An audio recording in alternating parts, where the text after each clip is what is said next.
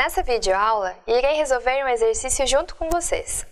Mas, para a resolução desse exercício, é importante que vocês tenham estudado os capítulos 1 e 2 da unidade 1. Saber o que é uma proposição composta, saber a sintaxe da lógica proposicional, os símbolos proposicionais e conectivos lógicos, tabela verdade, tautologias e argumentos. Vamos lá? Bom, vocês devem se lembrar da estrutura do nosso argumento. Um argumento é uma implicação, onde o antecedente dessa implicação é uma conjunção das nossas premissas ou hipóteses. E o que está depois da implicação é o nosso consequente. A ideia aqui é verificar se a nossa consequência, ou seja, a proposição que está após a implicação, é uma consequência lógica do conjunto de premissas. Aqui a gente vai ver alguns conceitos baseados em inferência. Vejam o seguinte argumento. Se o dia está bonito, então vou à praia. Não vou à praia. Logo, o dia não está bonito.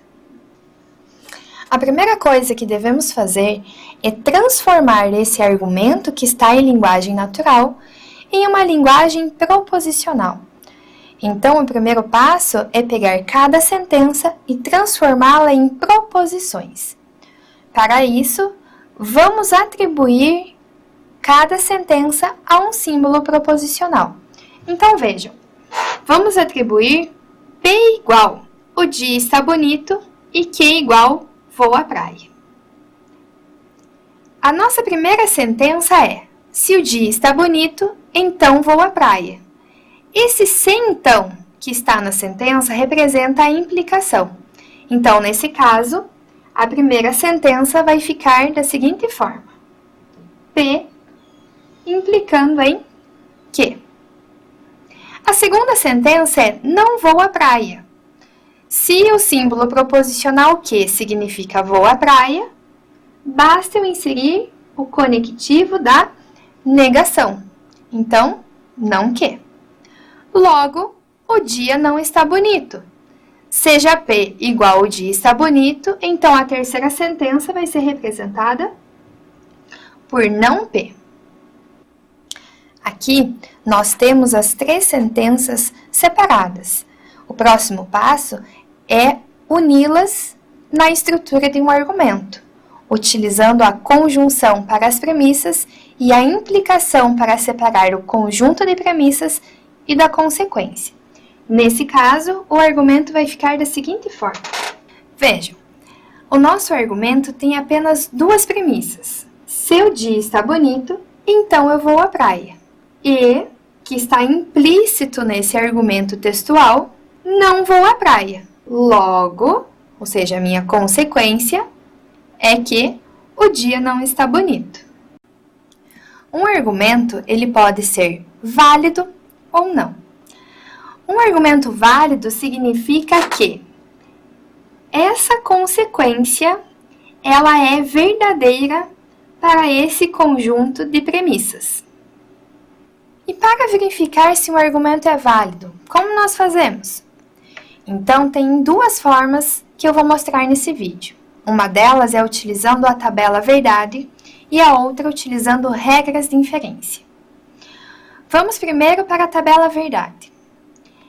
Aqui, nesse ponto, você deve se lembrar como fazer a tabela verdade. Eu fiz a tabela verdade para esse argumento de forma bem detalhada. Então, a coluna P, a coluna Q, a implicação que existe na primeira sentença de se o dia está bonito, então eu vou à praia. A segunda sentença, que é não vou à praia, que é simplesmente a negação do que. A conjunção das nossas duas premissas, a nossa consequência e, por fim, o argumento final. Essa é a nossa tabela verdade.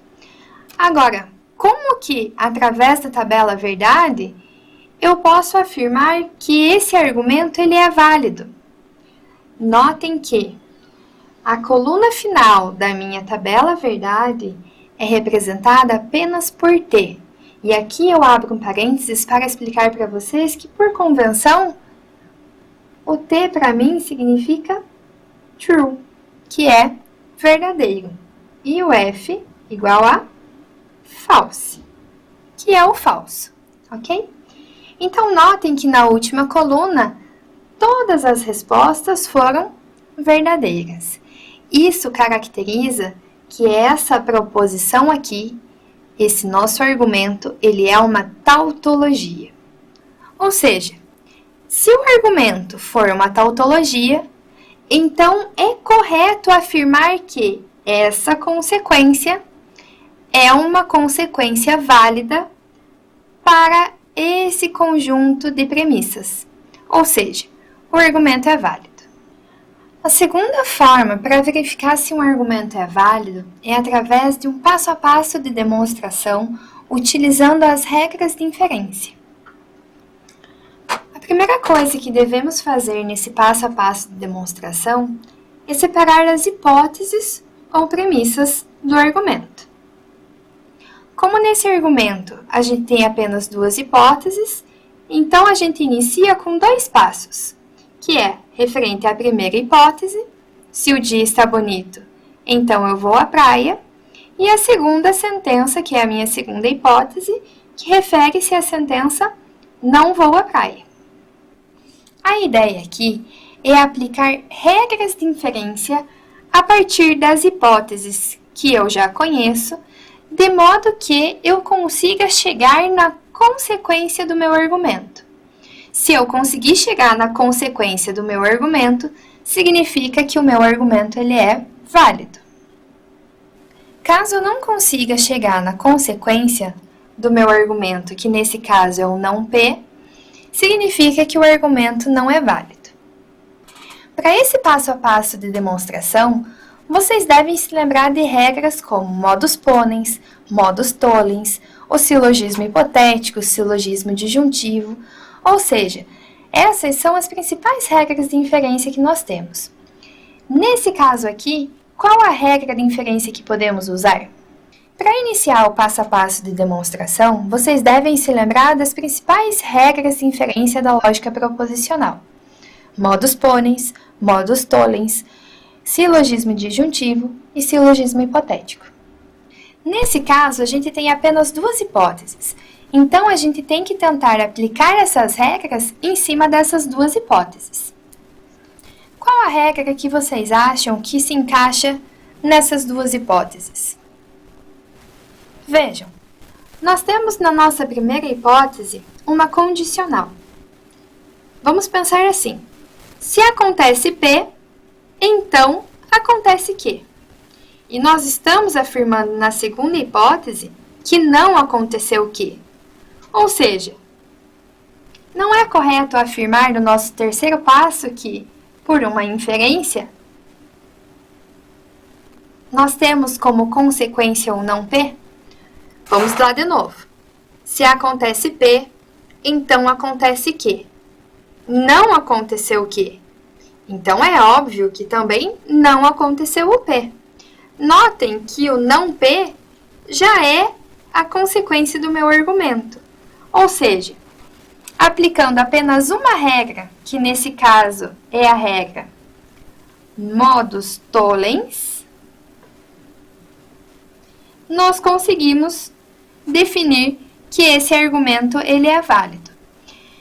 Esse exemplo é um exemplo simples, mas sempre que vocês forem fazer esse passo a passo de demonstração, lembrem-se de colocar ao lado da regra qual o número das hipóteses que vocês utilizaram para aplicar essa regra.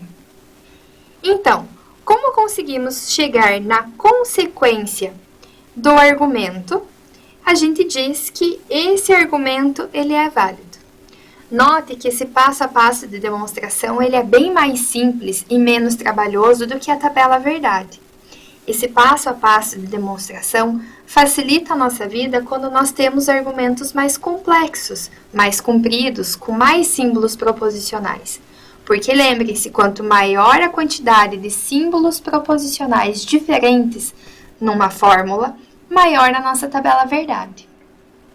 O primeiro passo é separar o que é hipótese ou premissa da nossa consequência. Vamos lá! Primeiro vamos contar quantas hipóteses nós temos. Lembrem-se que as hipóteses são separadas por conjunções. Então, nós temos 1, 2, 3 hipóteses. E a nossa consequência é o que está depois da implicação. Aqui está as minhas 3 hipóteses já separadas dentro de um passo a passo de demonstração, separando a primeira, a segunda e a terceira hipótese. A partir dessas 3 hipóteses, eu tenho que conseguir chegar na consequência Q utilizando as regras de inferência. Caso eu não consiga chegar na consequência, que é a fórmula Q, então significa que esse argumento não é válido. Vamos lá. Vamos tentar aplicar alguma regra de inferência sobre a primeira e a segunda hipótese. Vamos ver lá. Se acontece R, então acontece a disjunção de P ou Q. Aconteceu R. Então, é óbvio que também aconteceu P ou Q. Esse é o princípio da regra chamada modus ponens. Lembrem-se de colocar as hipóteses que foram utilizadas entre parênteses do lado da regra. Então, vamos recapitular. Se acontece R, então acontece P ou Q. Aconteceu R, então aconteceu P ou Q. Ou seja, isso daqui também é uma consequência dessas duas hipóteses. Mas veja que a gente ainda não chegou na consequência que nós queremos, que é o Q. Veja que P ou Q é também uma consequência lógica das hipóteses 1 e 2, mas ainda não é a consequência desejada, que é o Q. A partir do momento que nós conseguimos inferir um novo conhecimento a partir das hipóteses que nós temos, esse novo conhecimento pode fazer parte do passo a passo de demonstração, ou seja, eu posso usá-lo junto com outras hipóteses, aplicando uma regra de inferência, tentando chegar naquela consequência desejada.